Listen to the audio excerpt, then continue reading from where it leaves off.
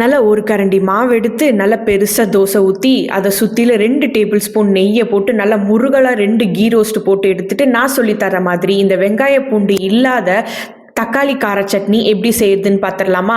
அடுப்ப பத்த வச்சுட்டு ஒரு கடாயில 2 டேபிள் ஸ்பூன் கடலெண்ணெய் ஊத்திக்கோங்க. எண்ணெய் நல்லா காஞ்சதும், நம்ம வந்து 4 பழுத்த தக்காளிய 4ஆ கட் பண்ணி இதோட சேர்த்துக்கலாம்.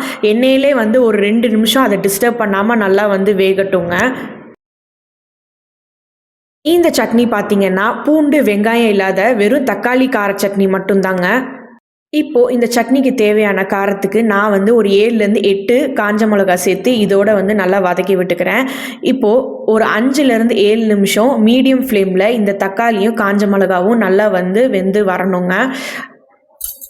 இந்த சட்னிக்கு தண்ணி ஊற்ற தேவையில்ல. அதோட தக்காளி ஜூஸ்லேயே வந்து இது நல்லா வெந்து வந்துடும்.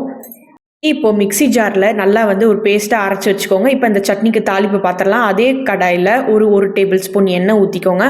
1 டேபிள் ஸ்பூன் கடுகு உளுத்தம்பருப்பு சேர்த்து கடுகு நல்லா வெடித்ததும் உளுத்தம்பருப்பு நல்லா வந்து செவந்ததும் நீங்கள் வந்து இந்த சட்னிக்கு தேவையான பெருங்காயத்தூள் தாராளமாக சேர்த்துக்கோங்க.